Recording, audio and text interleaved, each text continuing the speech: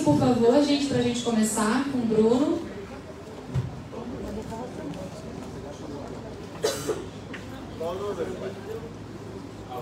Qual o número do microfone? 4. Alô, boa tarde, tudo bem? Meu nome é Bruno, eu estou desenvolvendo esse trabalho junto com o Iago Mendes. Gostaria de agradecer a organização. Tenho certeza que o problema com o projetor foi minha culpa, porque sempre acontece comigo antes de apresentar, então deve ser alguma coisa pessoal. Do projetor comigo, no caso. Projetores em geral, mas vamos lá. Gostaria de agradecer a organização, também agradecer o diálogo com o professor Fábio Waltenberg da UF, que foi importante, Mal Bolona, de Goldsmith, que também deu suas contribuições para o trabalho. E o nome do trabalho é Rede de Economia Solidária, pensando futuros da sustentabilidade e transformações sociais. Pode mudar. Passa aqui, melhor. Aqui o contexto do estudo, a hipótese central, né? A gente está pesquisando, examinando dados etnográficos e estatísticas da economia solidária no Brasil, focando em como as redes de economia solidária podem moldar visões diversas sobre o futuro do trabalho e da sustentabilidade, distanciando-se dos paradigmas predominantes na literatura atual. Esse conceito de futuros de sustentabilidade, a ideia é pensar como a forma como a gente imagina, né, os imaginários sociais a respeito da sustentabilidade, elas impactam também como o meio ambiente, como a sustentabilidade vai ser pensada no futuro, mas também no presente. Ou seja, a forma como a gente imagina o futuro está totalmente ligado com a forma como esse futuro vai ser, né? Então, é importante a gente estar pensando quais são as visões que a gente tem hoje de futuro a respeito da sustentabilidade. E o argumento aqui é conectar a discussão sobre o futuro da sustentabilidade com o futuro do trabalho. Muitas publicações que falam sobre o futuro do trabalho acabam tendo uma ótica bastante neoliberal, no sentido de pensar o futuro do trabalho como se fosse o trabalho dentro de uma empresa, dentro de determinados tipos de serviço, mas raramente a gente pensa o trabalho de uma maneira mais abrangente, como, por exemplo, o trabalho conduzido dentro das redes de economia solidária, né? Aqui é uma foto de uma loja de economia solidária no shopping da Bahia, né? Eu vou usar como exemplo bastante a realidade na Bahia da rede de economia solidária do estado da Bahia, que é, no caso, a rede com a qual eu tenho maior interlocução, e pensar um pouco também a partir da realidade de Maricá, mas como a realidade da Maricá aqui é bastante conhecida, eu vou tentar trazer mais essa ótica da rede do estado da Bahia. E o Iago amanhã também vai estar apresentando um trabalho, né? Ele tem um estudo mais aprofundado sobre Maricá, então também fica o convite para prestigiar a apresentação dele, onde ele vai trazer mais os resultados sobre Maricá mesmo. Inclusive, né, estendendo os agradecimentos também, nesse mesmo momento está a Albene da Silva, Maria Célia apresentando também sobre a Bahia um trabalho na outra mesa. Elas também foram interlocutoras importantes para esse trabalho. Pode mudar. Contexto do estudo, hipótese central, ainda a rede de economia solidária como infraestruturas sociais para futuros alternativos de trabalho e sustentabilidade. Como eu vinha falando, as áreas de estudo do município de Maricá, o estado da Bahia. Essa aqui é a foto da moeda concha, ela é emitida pelo Banco Comunitário de Desenvolvimento em Matarandiba, na Vera Cruz, né? Assim como essa, existem outros bancos comunitários na Bahia que fazem parte dessa rede e emitem suas próprias moedas, né? Depois, no final, eu vou trazer um pouco um apanhado dessas iniciativas. Essa aqui, no caso, na comunidade de Vera Cruz. Pode que o objetivo geral que é identificar como as redes de economia solidária contribuem para novos paradigmas de trabalho e sustentabilidade e entender seu impacto na transformação social. Ou seja, esse é o objetivo mais geral. Eu estou focando, como eu falei, Bahia e Maricá. Como objetivo geral, a ideia não é que vá conseguir, né, vamos dizer, esgotar essa questão com essa, né, pesquisa, obviamente, que é uma questão bastante ampla, mas é para onde a gente está apontando aqui como objetivo. Pode mudar. Aí os objetivos agora, as questões mais específicas, né? Uma pergunta sobre indicadores, né? Como é que eles podem ser desenvolvidos para estruturar políticas públicas de economia solidária considerando desigualdades raciais e de gênero. também refletir sobre a noção da dádiva, da reciprocidade no desenvolvimento de políticas públicas, partindo aqui do conceito do Marcel Moço, mas tentando expandir um pouco para pensar, sem também uma discussão muito idealizada do que seria a economia solidária quando a gente pensa dádiva, né? Não necessariamente as trocas dentro da economia solidária vão ser estruturadas através dos princípios da dádiva, né? Existe toda uma complexidade de diversas formas de se estruturar, mas entender como é que esse princípio pode ser importante para como é que ele é estruturante para a economia solidária. E também uma reflexão sobre a interseccionalidade como método no desenvolvimento de políticas públicas. Então, no caso, interseccionalidade pensada como o conceito de Kimberly Crenshaw, né? Que a gente não tem como pensar as questões de gênero ou as questões raciais como estando dissociadas. Então, a questão é trazê-las sempre em relação. E aqui, nesse caso, pensando um percurso que eu vou trazer mais tarde sobre o desenvolvimento da plataforma solidária, que é um conjunto de indicadores que são apresentados em painéis, né, painéis de indicadores e um processo de coleta de dados que a gente está desenvolvendo como uma forma de continuidade do CAID Cidadão, que é um sistema que existia na Bahia para a coleta de dados sobre empreendimentos da economia solidária. E aí, como essa questão da interseccionalidade apareceu nas conversas com a CETRI, que é a Secretaria de Trabalho da Bahia, que é quem vem desenvolvendo esse trabalho junto com a gente, no caso eu representando a Humano Brasil, que é a organização social que está em parceria com a CETRI desenvolvendo esse projeto. Pode mudar. Aqui um pouco sobre, né, aquilo que eu comecei falando dos futuros de sustentabilidade, né, como as antecipações do futuro influenciam as transformações sociais e tecnológicas, e como também essas imaginações de futuro, né, elas não são simplesmente governadas por critérios científicos, né? Então, assim, a gente precisa sempre levar em consideração o afeto, ou seja, a gente não vai necessariamente debater os futuros, né, esses imaginários sobre o futuro simplesmente considerando os critérios científicos, ainda que a discussão aqui hoje esteja sobre indicadores, né? Mas é importante a gente entender também esses diálogos que nem sempre a gente consegue, a gente vai ter um critério técnico ali como algo definitivo. O importante é que a conversa aconteça e a coletividade possa, né, todos possam ter um papel nessa discussão que é importante quando a gente está pensando sobre indicadores, né? Assim, eu vou trazer um pouco isso mais ao longo da fala. Pode mudar. Aquilo que eu falei sobre futuros de sustentabilidade, eles estão relacionados ao futuro do trabalho, né? A gente não tem como pensar um futuro sustentável, a não ser que a gente também pense como é que vai ser essa realidade do trabalho no futuro, né?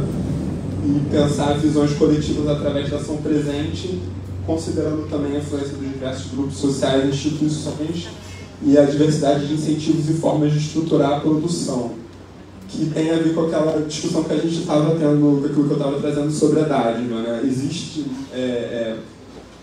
muito relevante dentro da rede de economia solidária da Bahia a forma como os empreendimentos se ajudam e se apoiam, mas ao mesmo tempo existem outros estímulos, ou seja, nem todos os empreendimentos de economia solidária estão orientados de acordo com os mesmos princípios. Então, alguns têm uma orientação mais mercadológica, né, enquanto outros têm uma orientação mais comunitária, alguns se organizam em associações, outros em cooperativas. Então, é muito importante entender essa diversidade de estruturas que existem dentro da economia solidária na Bahia. Pode mudar. E aqui é crucial também como algo que está ali na base de tudo, né? Para a gente não esquecer dessa discussão sobre colonialidade de poder, né? No caso, eu trago o conceito do Quijano, que utiliza esse termo colonialidade para pensar como as estruturas coloniais elas ainda são vigentes no dia de hoje, como elas estruturam as relações sociais nas quais a gente vive, né? Como uma forma, mesmo com o fim, né, formal do colonialismo, essas estruturas elas estão presentes e elas estruturam a nossa realidade. Então, se a gente vai pensar sobre a economia solidária, é importante a gente pensar qual é essa relação, se é uma relação de antagonismo, uma relação de crítica, uma relação às vezes, de adaptação, de resiliência, como é que é essa relação com essas estruturas que são estruturas que são uma continuidade desse passado colonial, né?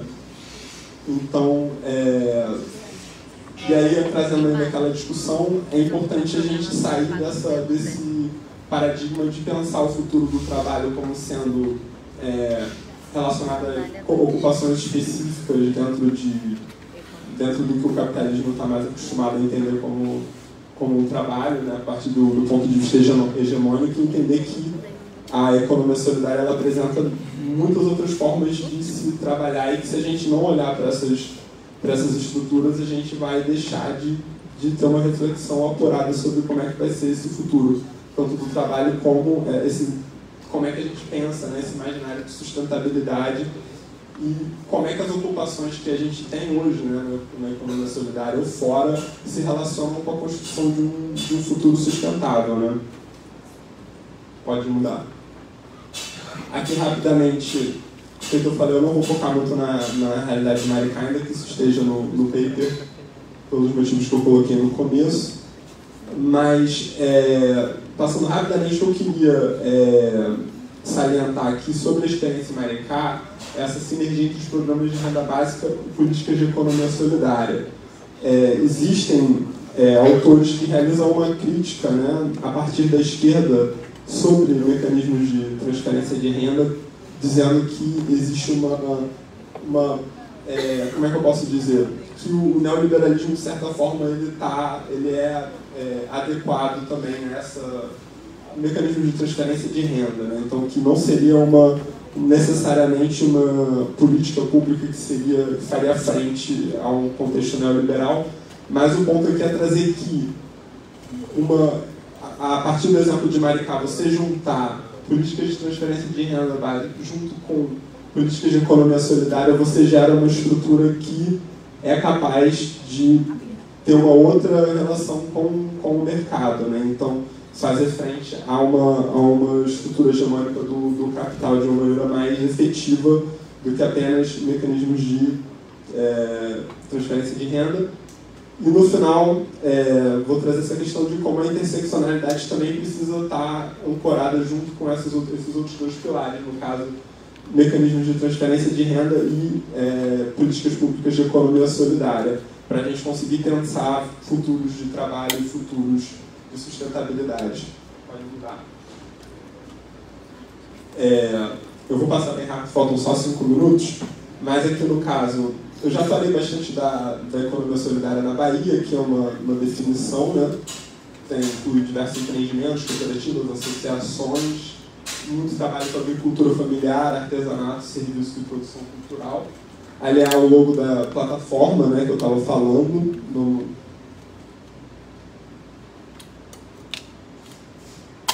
Aqui um pouco a estrutura, né, de como está estruturada essa rede. São 14 centros públicos.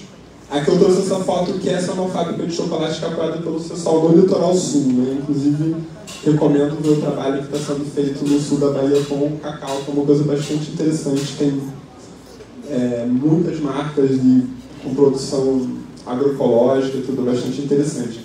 E essa é a fábrica que é apoiada, no caso, pelo pessoal do Litoral Sul, né? Eu não vou conseguir me aprofundar nas iniciativas de outros seções, mas existe um trabalho interessante também sendo feito em muitos outros territórios. No caso, é importante mencionar que esses centros públicos eles estão relacionados com a divisão do Estado da Bahia em territórios de identidade, ainda que não exatamente da mesma maneira, porque existem mais territórios de identidade do que CESOL, mas por uma questão técnica da forma como eles se organizaram, mas é mais ou menos a mesma organização. Pode mudar. Aqui no caso, feito eu falei a lista, né, desses bancos comunitários que atuam no estado da Bahia, né? Muitos desses bancos são relacionados a comunidades tradicionais quilombolas e possuem, né, um papel importante em manter a renda ali dentro daquelas comunidades, né? Pode mudar. Aí que eu vou passar rapidamente.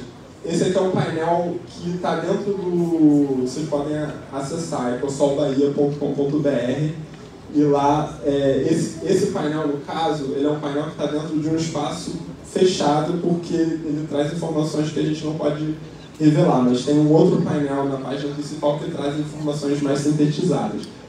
E aí aqui, esse painel ele foi feito com dados do CAD Cidadão. Então a gente tem 1.862 entradas. O trabalho que a gente fez na plataforma foi pegar esses dados, filtrar, tirar os dados duplicados e organizar de maneira que a gente pudesse apresentar eles num painel, né? Aqui a gente tem o faturamento total, o faturamento médio das EES. Pode continuar.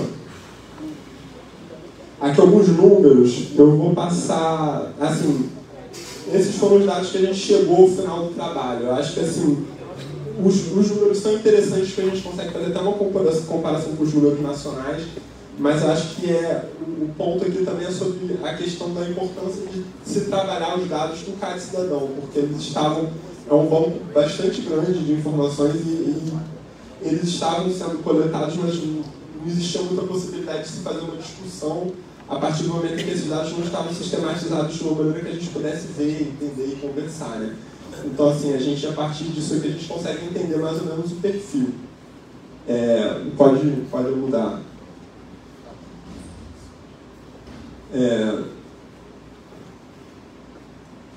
Pode trocar. Acho que voltou. Aqui. Então, esses são os dados, por exemplo, nacionais, né? Que a gente vê que 45%, a fonte principal de renda dos sócios dos ES era 45% dos dados nacionais, né? Pode voltar para o outro, anterior? Aqui a gente vê que 62% afirma que a venda complementa outros ganhos e apenas 25% a fonte principal. Nos outros slides eu vou fazendo essas comparações, a gente não vai ter tempo de se aprofundar nisso, mas a ideia é que o CAD Cidadão, a base, se aproxima muito da base nacional, né, dos dados que mostram a situação da rede da economia solidária no Brasil. A gente consegue fazer ainda que os dados sejam um pouco antigos, né, mas a ideia é essa. Pode trocar. Aqui a gente tem um perfil das ES, né, por exemplo, 34% lá são ES no urbano e 66% rurais. 94% afirmaram não ter recebido recursos públicos. Por exemplo, alguns desses dados é importante, inclusive, a discussão, trazer eles para ser discutido com a rede, porque, por exemplo, esse dado aqui, ele é um dado que muito provavelmente ele não está correto, porque muitos desses ES receberam assistência técnica, pelo menos através da CETRE. Mas, além do que muito recurso público é orientado através de organizações sociais que atuam, apesar do recurso ser público, a pessoa que está recebendo na ponta vai dizer que foi um ES que fez o trabalho. Então, assim, esse número provavelmente ele é menor do que esse, né? Pode continuar. Aqui no caso, aqui a gente traz uma geral da participação em fóruns, também busca de crédito, né? 94% nunca buscou acesso a crédito, ou seja, demonstra uma certa dificuldade, uma certa, né, falta de perspectiva em se utilizar o crédito para produzir, né? Pode continuar. Conclui. Só para levar para o final. Aí que eu fui trazendo os dados, né? Aqui no caso, por exemplo, é importante só para trazer a parte da sustentabilidade. Esses dados aqui, e também sobre interseccionalidade, não existiam no CAD Cidadão nenhuma informação sobre, mais separada sobre comunidade tradicional, sobre, por exemplo, 27% da comunidade tradicional. Mas a gente não sabia quais comunidades tradicionais no caso.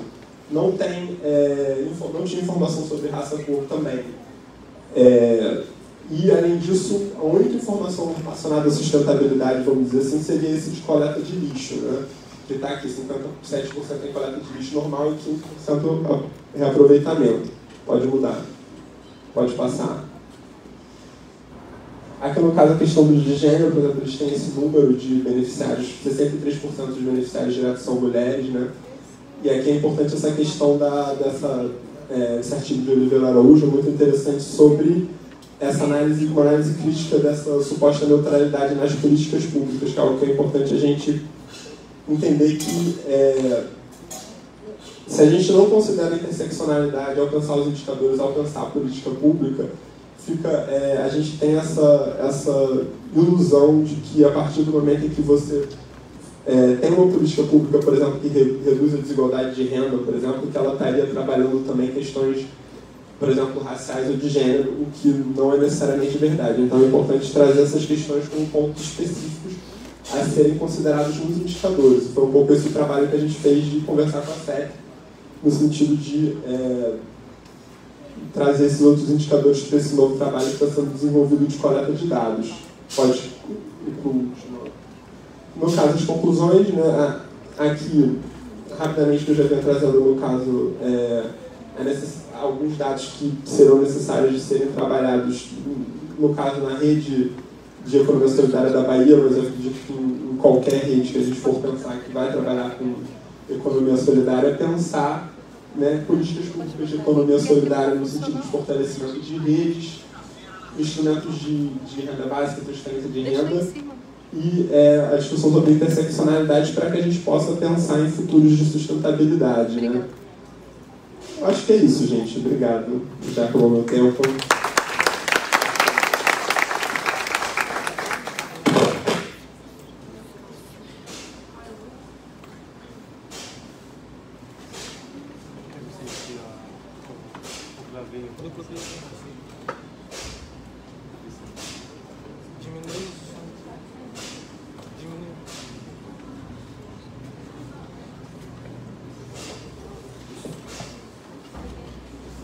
Microfone 2.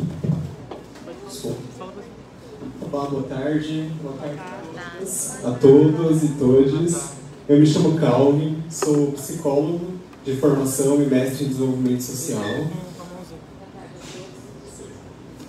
Boa tarde a todos, eu sou a Vera Suzarte, sou coordenadora do Programa Municipal de Geração de Trabalho e Renda e sou assistente social. Qual o número desse? A gente vai dividir.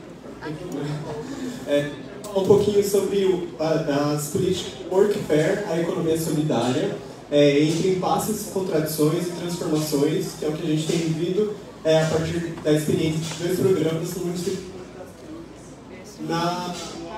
de São Paulo. Então, pode passar.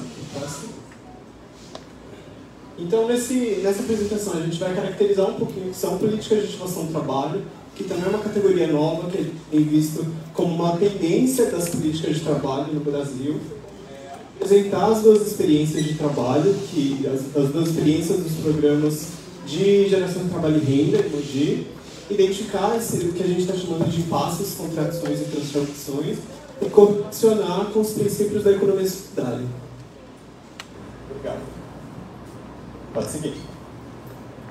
Então, políticas de ativação do trabalho, a gente tem identificado na literatura que elas surgiram no contexto da crise do bem-estar social, principalmente na Europa, quando elas ruíram em decorrência do grande avanço do neoliberalismo. Então elas têm, por definição, ser um conjunto de ações que visam aumentar o grau de empregabilidade, a oferta de emprego, de formação profissional, ou qualquer outra medida ativa de aconselhamento, orientação, atendimento psicológico. Então elas consistem num condicionamento de uma oferta, de um benefício por parte do usuário.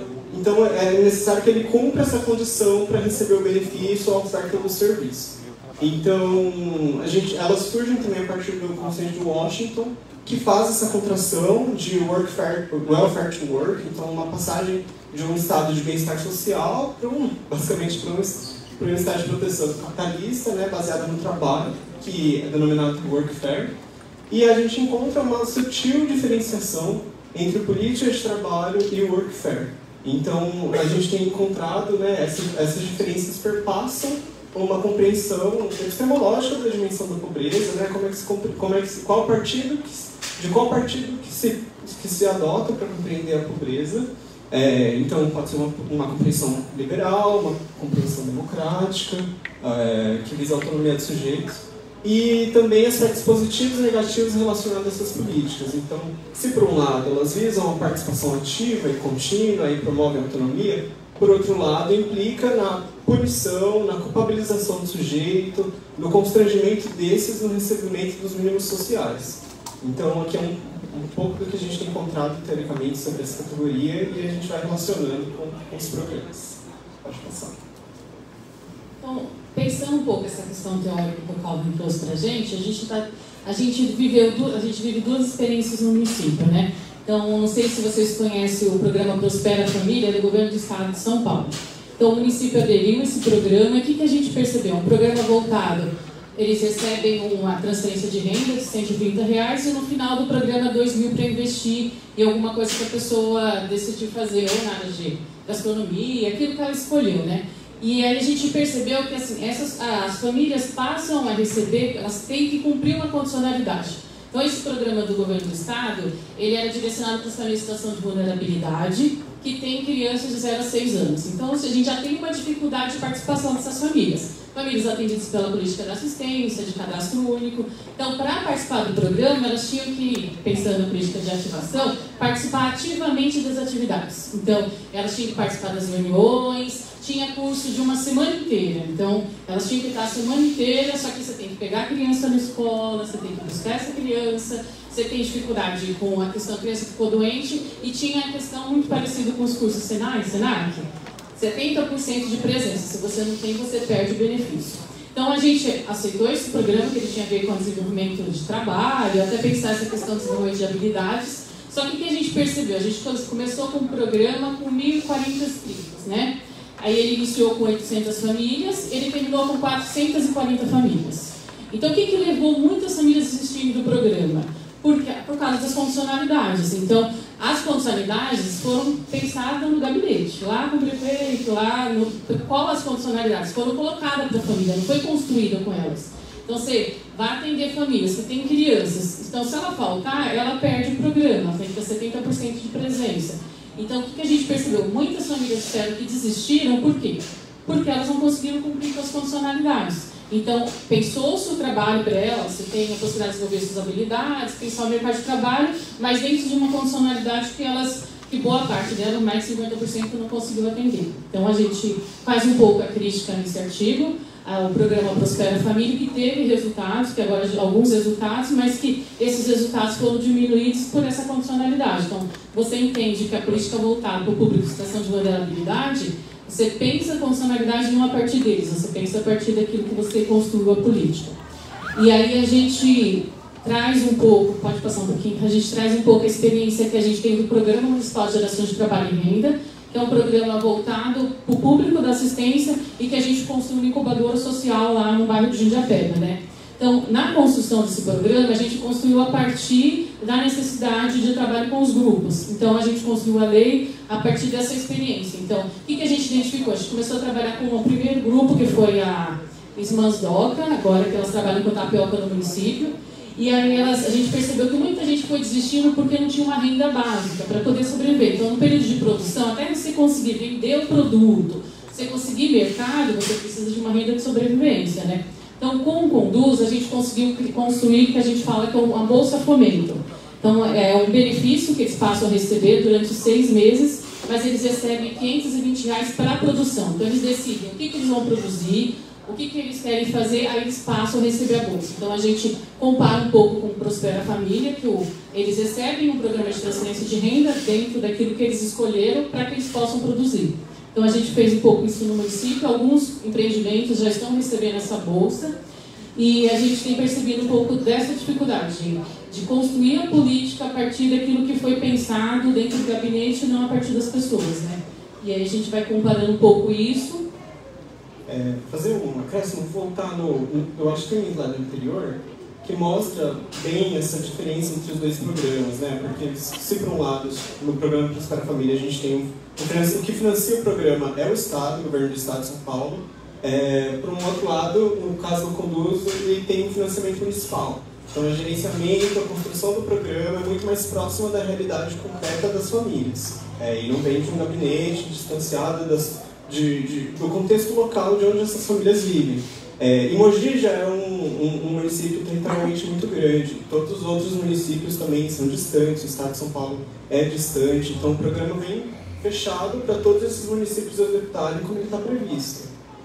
Então, esse ciclo de participação de 12 meses, né, é um longo período que é preciso cumprir cada etapa do programa e para conseguir ter acesso ao benefício final de R$2.000, que não é muito, mas que já vem também formatado num padrão de que elas devem empreender e se tornar empreendedoras individuais. Então, aqui na execução disso a gente vai ver o quanto isso é complexo e contraditório, porque a gente está falando de chefes de família monoparental, então basicamente mãe solo, né? A gente inclusive cita beneficiárias mães, porque 99% dos beneficiários são mulheres, mães que estão lidando com a casa sozinhas, com a geração de renda informal, porque fazem outras atividades informais para complementar a renda, e que são responsáveis não só pelos filhos, mas muitas vezes pelos pais também, que lidam com questões de saúde, e que vivenciam violências de gênero, né? Vivenciam violências domésticas, estão em situações que são complexas de se trabalhar, que não vai se resolver em 12 meses, né? Por mais que haja um acompanhamento, uma proximidade. Então, exigir que se cumpra esses critérios nesse formato, né? Sem uma possibilidade de adequação, de adaptação e de compreensão da situação dessas famílias, a gente entende que é perpetuar uma violência estatal, né? Perpetuar não garantir um direito, mas executar essa política de estimação do trabalho em troca de um benefício, né? de uma transferência de renda. O que pode ser diferente no programa municipal. Pode passar. Não, na verdade eu acho que no anterior tem mais alguns pontos aqui. Então, eu disse dessa questão do distanciamento da realidade concreta das famílias, que a gente não verifica isso no programa Prospera e tenta enfrentar o Estado de algumas maneiras. Por outro lado, essas famílias elas lidam com essas formas de violência, há um recorte de gênero e de raça muito evidente. E o programa também traz essa autorresponsabilização do público. Então, a transformação que a gente tenta pensar também nesse artigo é se é possível a gente transformar um programa de workfare em um programa de mensalidade. Assim, a princípio, parece muito distante, muito difícil, mas a gente tem tentado pensar essa articulação junto com o programa Conduz, para que ao invés delas se tornarem empreendedoras individuais e retornem às suas casas, né, a uma situação que elas estão isoladas e separadas umas das outras, que possa haver a formação de empreendimentos econômicos solidários. E na experiência, o que a gente percebe? Muitas que terminaram o Prospera Família, a gente ofertou o programa Conduz e já estão sendo acompanhadas. Então, já conseguiram fazer produções coletivas. A gente, pensando os Sebrae e os outros trabalharam a questão do empreendedorismo, a gente tem trabalhado formações em economia solidária e elas têm se juntado nessa proposta de comercialização, produção e venda junto. Então, a gente já conseguiu algumas feiras que elas estão vendendo de forma coletiva. Então, a gente tem feito esse movimento, né, de pensar, vocês fizeram essa formação, vocês conseguiram esse recurso e agora a gente consegue acompanhar esse processo para que elas possam trabalhar de forma coletiva. Mas a proposta é a gente ampliar isso no município, que a gente tenha mais bolsa fomento, que ela venha responder uma necessidade de produção dos grupos que querem desenvolver e trabalhar de forma coletiva e precisam desse recurso para que eles possam vender seus produtos, né? Então a gente tem ampliado um pouco isso e trazido um pouco essa proposta para o município, que esse ano foi o primeiro ano de implantação da Bolsa Fomento. A gente está caminhando inicialmente, você quer falar sobre isso?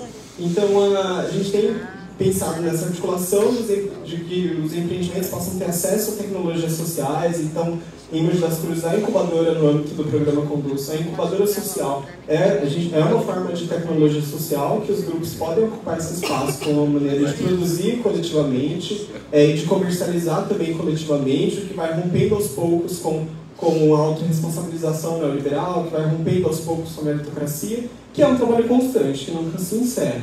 Só que aí a gente também tem que pensar outras questões que já foram apontadas aqui hoje, que eu acho que é muito importante, tem sido muito rico essa experiência, que é conhecer mais um pouco, o município também precisa conhecer mais um pouco sobre compras públicas, alterar algumas legislações, priorizar com que as compras públicas consigam priorizar os empreendimentos econômicos solidários que já estão formalizados ou que estão em processo de formalização, fomentar espaços de venda e de troca, e que tudo isso fortalece o desenvolvimento local. Então, o que a gente tem visto aqui na experiência de Maricá, com certeza, a gente vai torcer para que chegue em Mogi das Cruzes. E a gente já tem avançado um pouco no município, por exemplo, lá a gente conseguiu via Prospera, tudo que o Prospera tinha de recurso para comprar, comprou dos empreendimentos. Então tinha buffet de formatura, quem fez foi os empreendimentos. Tinha camiseta, essa camiseta aqui, que foi de lembrança. Quem fez foi as Delas Modas, empreendimento. Essa camiseta da Delas Modas também, que é o grupo que produz. Então, tudo que a gente conseguiu comprar, e aí a gente vai naquela, não tem cooperativa formalizada, mas tem MEI. Aí conseguimos uma contadora que deu assessoria para todos os empreendimentos, e aí conseguiu entregar esse produto. Então, a gente tem feito isso, e aí fizemos um evento, e o prefeito falou assim, a gente quer comprar via prefeitura. Então, agora a gente vai construir junto com o gabinete, junto com uma lei que possibilita essa compra. Então, eles têm uma proposta de reaproveitamento de banner, sabe, que a gente faz muito para a prefeitura. E aí agora o grupo Delas Modas, mas os artesãos estão fazendo alguns modelos de bolsinhas, de bolsas, só que a gente quer que o poder público compre.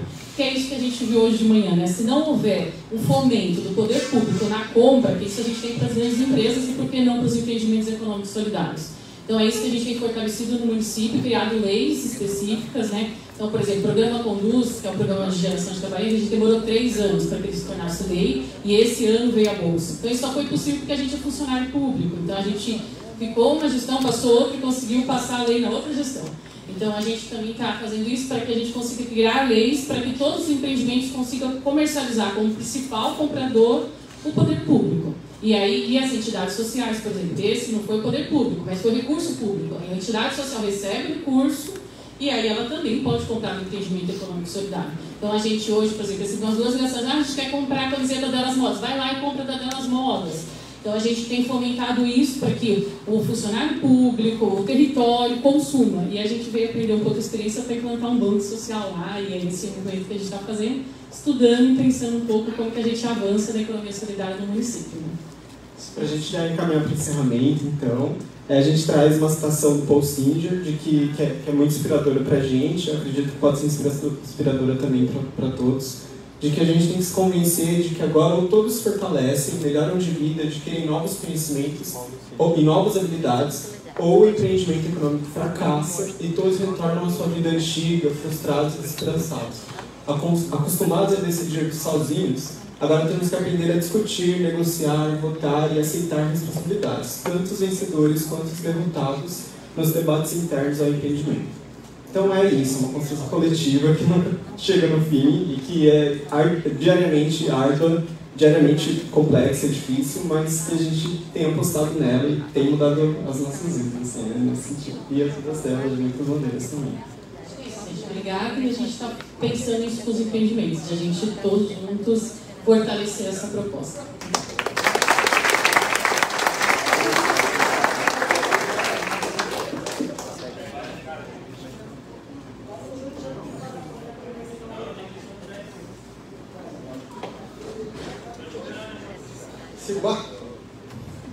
Então vamos lá, galera.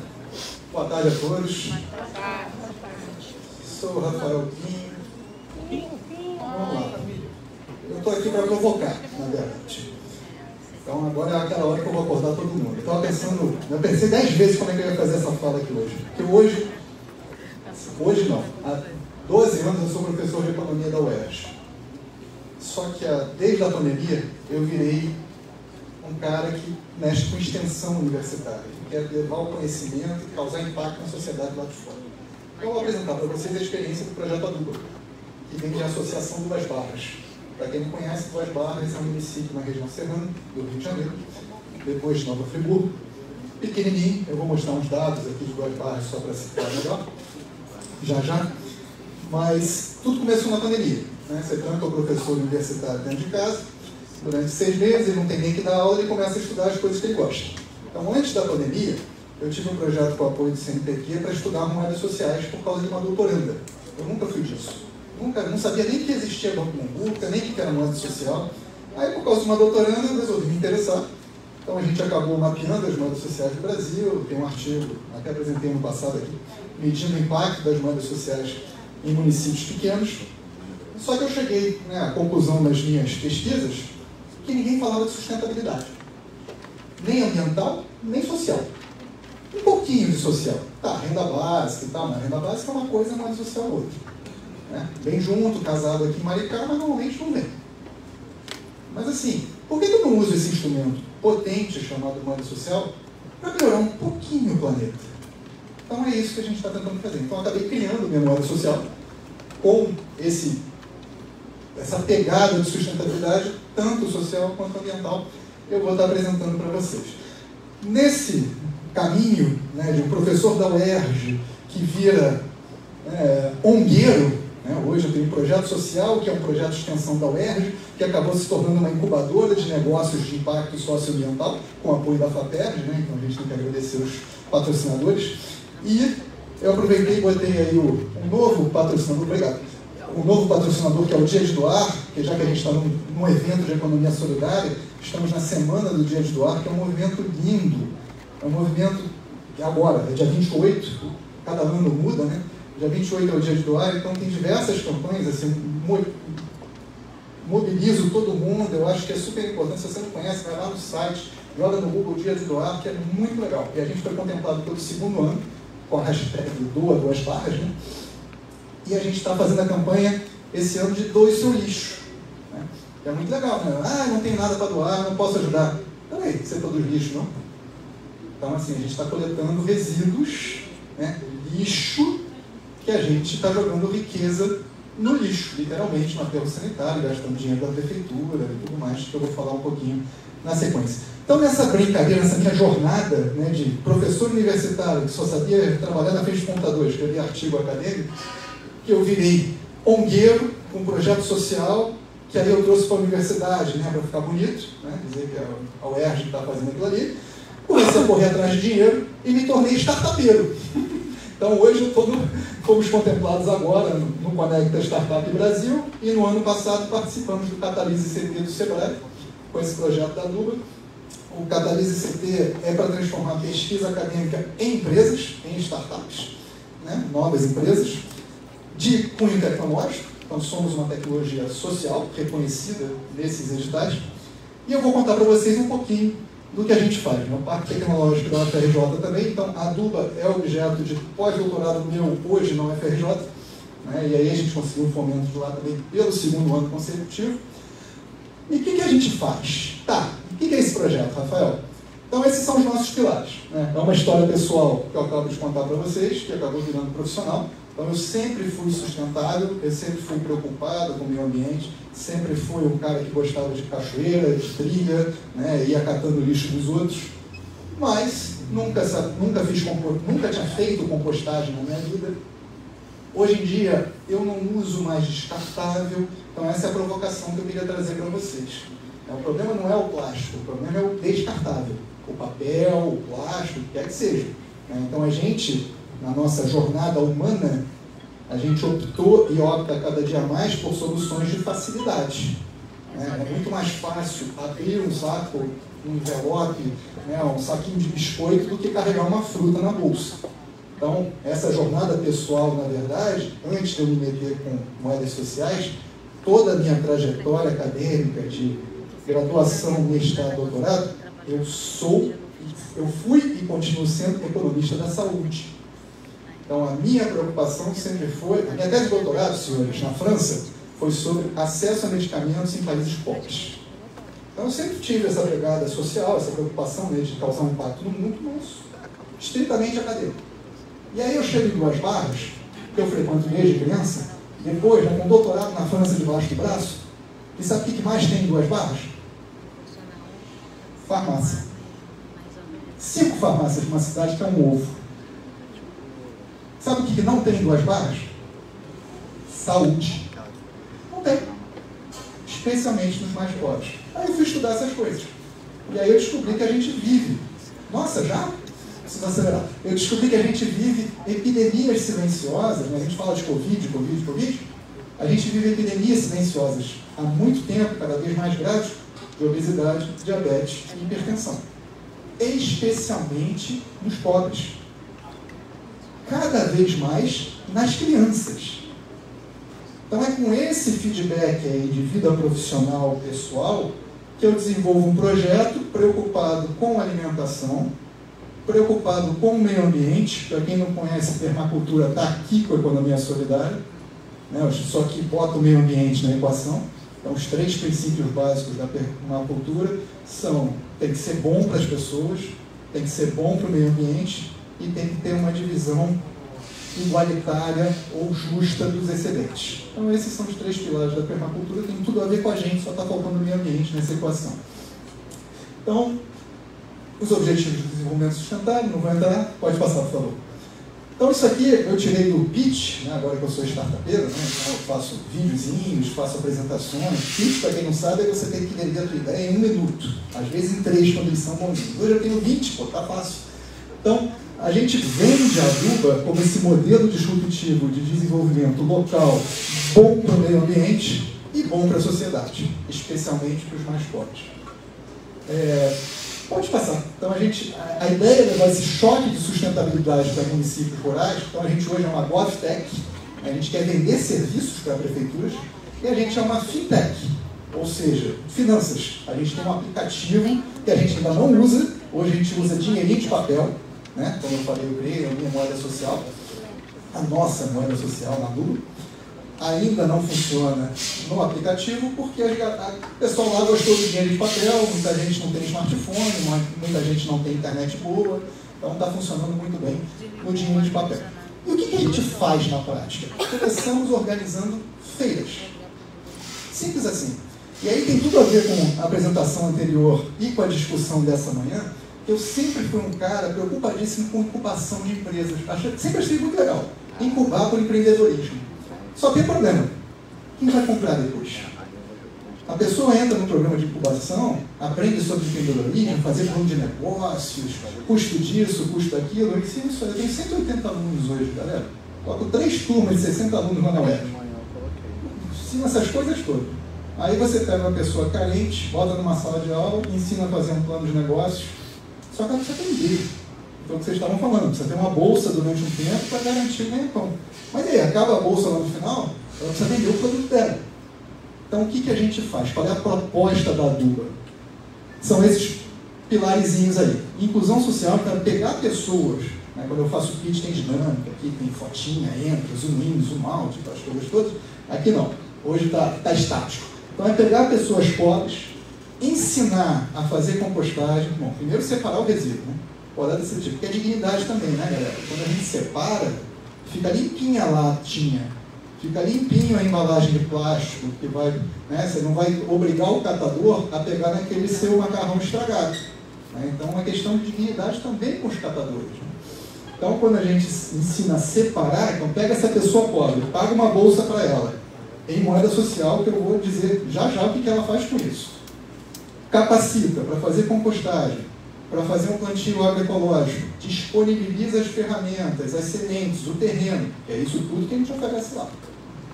Parece que é uma maravilha, né? Pois é, eu não consigo engajar. Essa é a grande dificuldade. Depois a gente conta os podres, mas no papel é lindo. Né? Então a gente capacita para isso, paga para ela, ensina a empreender, porque eu não quero que ela dependa da bolsa por muito tempo. Então a ideia, né? Lembra aquele economista da saúde? Pois é, ele continua aqui. Sabe aquele troço chamado cesta básica que a gente dá para os pobres? É um horror. Custa uns R$200 e tem óleo demais, sal demais, açúcar demais. Já pensaram nisso? Não tem um produto fresco, uma fruta, uma verdura, um legume. E nada é feito localmente. É o arroz que vem do Rio Grande do Sul, o feijão de não sei de onde, é o óleo de soja de não sei do quê. Um bando de ultraprocessado, tem salsicha enlatada normalmente. Um bando de ultraprocessado e nada é produzido localmente. E, ainda por cima, o pobre não escolhe. Você está dizendo para o pobre que ele vai comer. Então a proposta da aduba é você pagar 200 dBs, né, que é a nossa moeda de 2 barras, né? Eu sou carioca, então fica dB, se não fica dBs.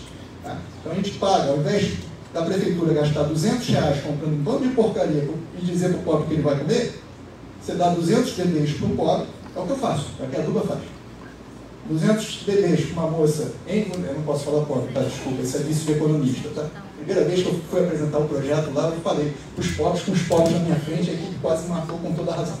Então você pega, dá 200 dBs para pessoas em vulnerabilidade social, essas pessoas gastam com empreendedores locais, de preferência, alimentos saudáveis, agroecológicos, artesanato local, então movimenta a economia local, tem uma alimentação mais saudável e todo mundo ganha. Então, eu vendo a Aduba como startup para fazer isso. Ao invés da prefeitura gastar... Porque quando a prefeitura gasta R$200 numa cesta básica, ela está gastando uns 600. Por quê? Tem que mobilizar funcionário público para receber cesta básica, tem que estocar, tem que distribuir, às vezes estraga, dá ruim do outro. Obrigado. Então tem uma série de problemas envolvidos. Então, como startup Aduba, o que a gente faz? A gente recebe R$200, a prefeitura só gasta 200. Não gasta funcionário, não gasta nada. E a gente acredita numa família em vulnerabilidade social para que ela gaste em produtos locais, bons para ela, que vai movimentar a economia local, frescos e por aí vai. Pode passar, por favor. Então a gente já tem isso aí tudo, né? Já fazemos coleta de resíduos há mais de um ano, já coletamos mais de 1 tonelada de resíduos, já temos adubo pronto, começamos a fazer nossa horta comunitária, fizemos captação de água da chuva. Tem uma coisa que quase ninguém tem, a gente tem verba. Então, assim, eu apresento esse projeto às vezes, o pessoal fica querendo, pô, não, está procurando investidor. Não, não quero. Eu quero gente para fazer. Essa é a minha grande dificuldade. Porque todo mundo é bolsista, ganha uma bolsa miserável, tem outras atividades e tudo mais. Então é bem complicado. A gente tem espaço físico, tem equipe, tem aplicativo com segurança e blockchain que está pronto. O que mais que nós temos? Uma marca, um movimento. Então, hoje, 1 ano de projeto na rua, 1 ano e meio, a gente anda na rua em 2 barras, a criançada já sabe, a gente fez palestras nas escolas, então é um troço que está se desenvolvendo. E a gente faz os sábados na Aduba, que foi essa pegada de sempre ter uma feira, onde só circula a nossa moeda social. A gente paga bolsas para pessoas em vulnerabilidade que participam do projeto, para elas gastarem, porque a gente quer um produtor feliz. Senhores, desde que a gente começou a fazer feira em Boas Partes, que nunca teve, né? A prefeitura resolveu fazer. Na verdade, tinha um projeto de lei já, tinha 5 anos, desde antes da pandemia, só que nunca tinham feito feira. Hoje a prefeitura faz. Sabe o que está acontecendo? O que eu previ, sem ser gênio. Os produtores não estão indo. As pessoas não dão valor, galera. É que nem aquela história de incubar e botar na rua. Tá? Bota o seu filho que você incubou, joga lá para ele vender. Então bota o produtor lá na praça. É na praça, hein? A Aduba é afastado. É escondido. Então a prefeitura botou uma feira na praça principal e os produtores estão desanimando. Porque as pessoas não querem comprar alface. As pessoas querem comprar bala. É isso que as pessoas querem comprar. E aí a gente vai para diabetes, hipertensão, obesidade, pobre morrendo cedo. É isso. Tá? Pode passar, por favor. Então eu vou mostrar um pouquinho, né, alguns números, acho que não preciso falar disso aqui, né? Na verdade, o que eu gosto de falar é o do meio ali, né? A proposta desse projeto é perder dinheiro. Ah, mas você é maluco? É porque eu chego em Guajibá, o que a gente faz, galera? Eu puno quem troca de DD para real. Porque o que eu quero? Que o produtor gaste lá. A ideia é essa. Então, vira e mexe, vem um produtor. O que eu faço? Eu cobro 20% quando ele troca de DD para real. Então, se ele vem e vende os produtos dele na feira e ele ganha 100 DDs, não gasta nada e quer trocar para real, para gastar no supermercado ou fora da cidade, eu só dou 80 para ele. Eu fico com 20. Aí ele fica chateado comigo. E aí eu tento convencê-lo, desde sempre, que o objetivo do projeto é desenvolver uma economia saudável e resiliente na cidade. É que ele traga novos produtores. Se ele não tem nada para gastar ali, primeiro que ele gaste, né? Ele entenda que o que eu estou fazendo cobrando 20 é o que eu estou tornando mais barato os produtos em DDs, a nossa moeda. Porque a partir do momento que eu tenho sabão ecológico feito com óleo de cozinha lá, que já tem, ele fica 20% mais barato que no mercado. Esse é o raciocínio. Eu torno mais competitivos os produtos da feira. Esse é o raciocínio econômico. É sofisticado, é difícil, né? É trabalho de formiguinha, de convencer as pessoas. Então ele está achando que eu estou cobrando a comissão dele de 20%. Eu não estou. Eu estou estimulando ele a gastar com as moças em vulnerabilidade social que cada vez mais estão indo para lá, levando empadão, levando sabonete ecológico. Da última vez tinha uma vendendo churrasquinho e por aí vai. Essa é a verdade. É ele consumir lá também. Claro, ele precisa pagar o aluguel, precisa pagar a conta de luz e tal, aí ele vai pagar os 20%. É a contribuição da gente pagar as bolsas. Mas toda edição dos nossos eventos a gente gasta mais do que arrecada. Isso é super importante para mim. Ah, mas você é maluco? Não, eu consigo fomento, eu consigo outras coisas. A verba a gente arruma. O negócio é fazer. Pode passar, por favor. Tá. Isso aqui de 2 barras, não vou ter tempo de falar, mas só para dar uma ideia, 2 barras gastava, tá? Quando eu tive acesso a esses dados, há mais de um ano atrás, pelo menos 30 mil reais por mês com lixo. Quando eu vi esse dado pela primeira vez, obrigado. Não vou ter tempo de falar, mas só para dizer que gasta dinheiro demais com cesta básica, assistência social, dando, pode falar palavrão aqui, dando porcaria para os pobres comerem e dizerem que eles têm que comer, e gasta com lixo. E podia estar gastando muito melhor. Pode passar, por favor. O resto é mais foto, né? Isso aqui é só para dizer da ideia da economia circular de verdade, onde o dinheiro está circulando, né? A Aduba paga a bolsa para a aluna compra de produtor local, o produtor local compra de outro produtor local, daqui a pouco a aluna vira produtor local. Pode passar, por favor.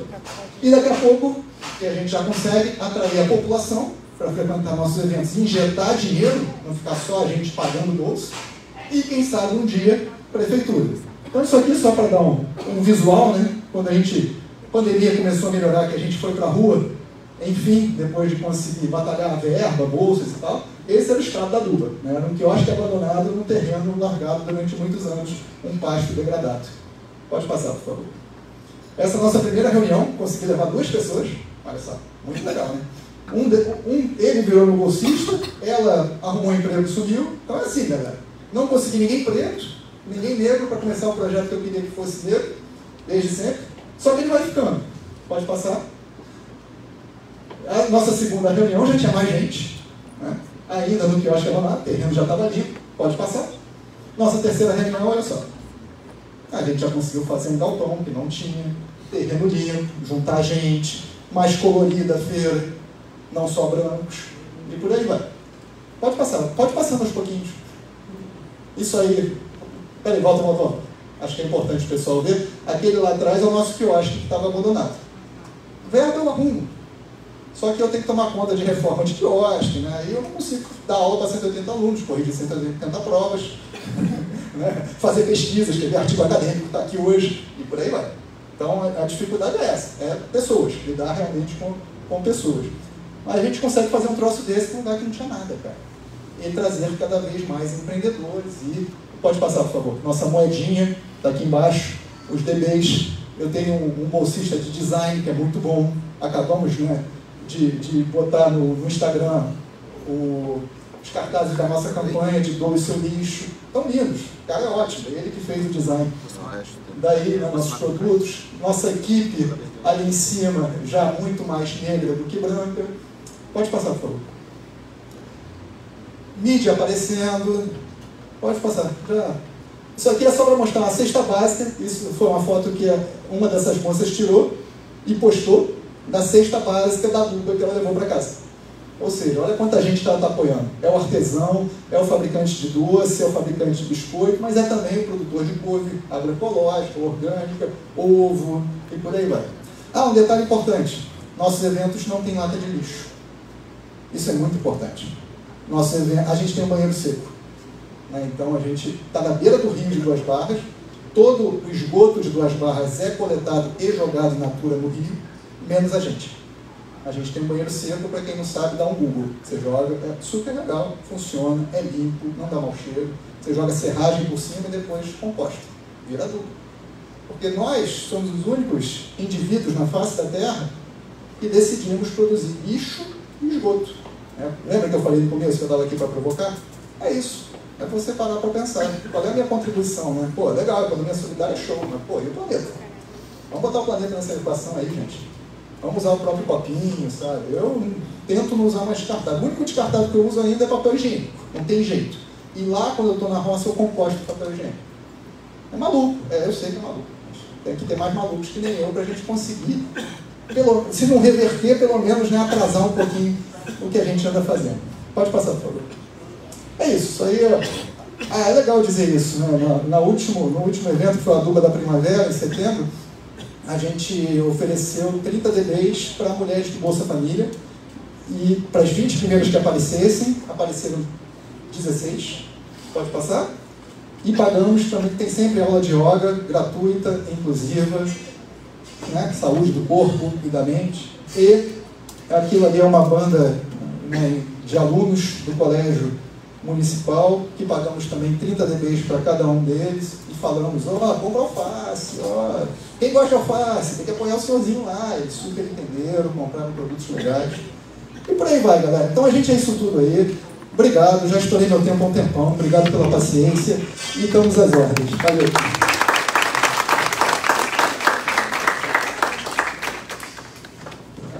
Acabei nem mostrando as coisas aqui. Esqueci, me empolguei. Obrigado.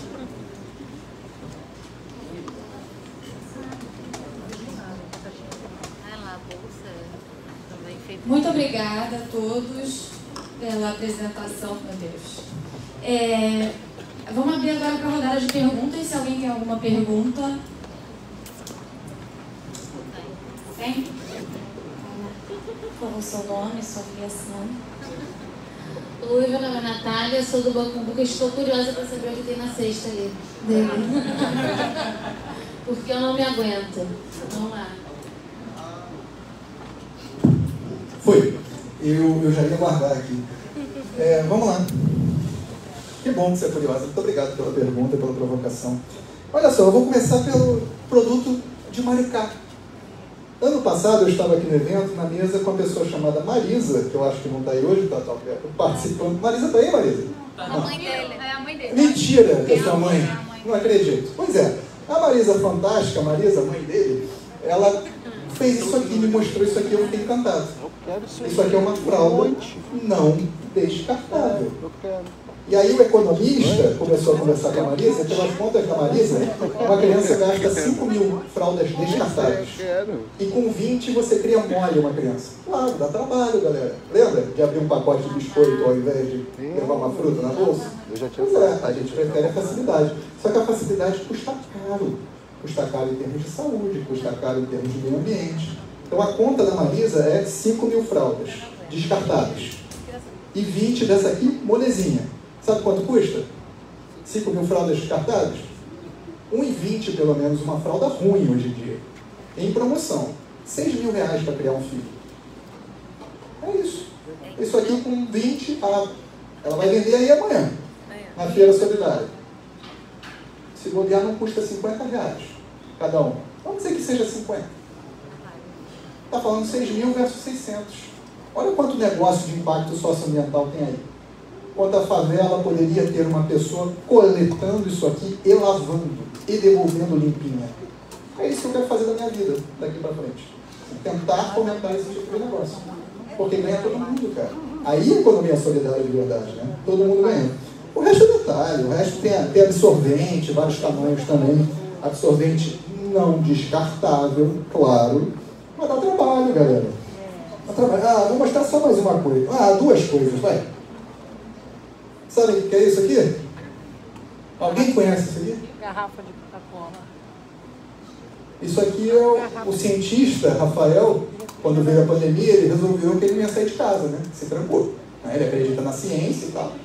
E aí eu resolvi, precisava achar a solução para o meu bicho. Então, comecei a fazer compostagem. Fazia um pouquinho de compostagem em casa e tal, com minhoca. A minhoca morria, ficava desesperada. Mas aí, embalagem, o que eu faço? Fui pesquisar e descobri isso aqui. Isso aqui é um tijolo ecológico. Dá trabalho também, sabe? Solução de facilidade? Pois é muito mais fácil pegar e jogar no lixo. Aí eu descobri uma tecnologia fantástica, que está aqui em algum lugar, que é a baqueta. Nunca toquei nada, sou uma tragédia, mas você tem que ficar ali compactando aquele negócio, porque tem que ficar duro para virar um tijolo. E já tem escolas construídas do mundo afora, canteiros de plantas, etc, etc. É só bugar, não trouxe hoje no slide, mas às vezes eu uso também. E por fim, temos obras de arte. Isso aqui é um artista que na verdade é um cuidador de idoso, lá em Duas Barras, nunca se sentiu artista. Um dia eu vi as obras, na verdade ele veio lá participar de um dos nossos eventos, né, de uma das nossas feiras. Eu gosto de dizer que não é feira, tá? É o sábado na Duba, porque é um evento, tem capacitação, tem aula de yoga, tem não sei o quê. Vai na feira? Não, no sábado na Duba. Então esse rapaz veio, ele é trans, cuidador de idosos, nunca se achou artista, e aí a gente abriu espaço, vendeu obras lá, fez a plaquinha que os alunos estavam ali tirando na frente, né? A foto com a plaquinha da Duba estilizada, foi ele que fez. Sabe o que é isso aqui? Isso aqui ninguém nunca vai adivinhar. Ele se diz artista do lixo. Isso aqui é bojo de sutiã, de confecção, que saiu errado e ia para o lixo. E por aí vai. Então são coisas fantásticas, assim, que eu fico louco, né, encantado com essas coisas. E teremos o desfile, fazendo a propaganda de novo, né? Isso aqui era o cinto de uma amiga que ele falou que ela ia jogar fora. Então virou um pendurador, rede de toalha, ou de pano de prata, o que você quiser. Então a amiga ia jogar fora o cinto, ele pegou. Isso aqui é resto de obra, ele não compra nada. É tudo resto de tinta, resto de obra, que as pessoas já vão juntando para ele. Esses talentos estão perdidos por aí. Obrigado pela pergunta. Eu não falei dessa cola. Obrigado. Cara, o que vocês estão vendo aqui? Saco de ração. Vocês estão vendo saco de ração? Vocês estão vendo Michael Bag? Sabe o que vocês não estão vendo? Renda. Uma costureira pobre. É isso que vocês não estão vendo. Sabe o que mais vocês não estão vendo? Uma feira livre sem embalagem. Sem um saquinho para alface, um saquinho para tomate, um saquinho para batata. Joga tudo aqui dentro. Batata cheia de terra, tomate, alface. Depois você chega em casa, joga uma aguinha, vira de cabeça para baixo, está nova. Super resistente. Só que é lixo. Assim como, ai que nojo, vai lavar fralda. Ai que nojo. É mais fácil jogar no lixo, galera. Vamos em frente. Vamos ver até quando o planeta aguenta a gente. Valeu. Certo, pessoal, mais alguma pergunta? Então,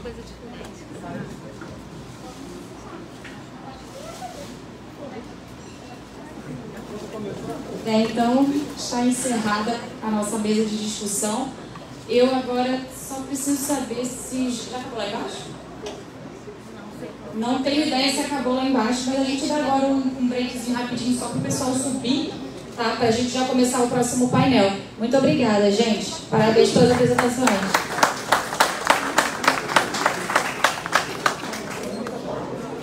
Serra aqui, fazer uma... Aqui, ó, vou fazer uma foto. Vamos, fotos.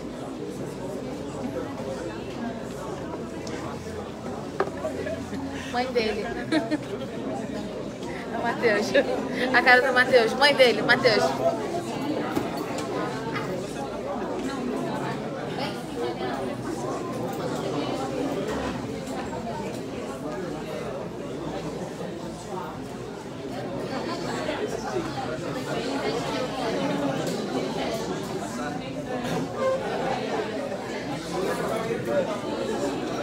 Tá funcionando aqui?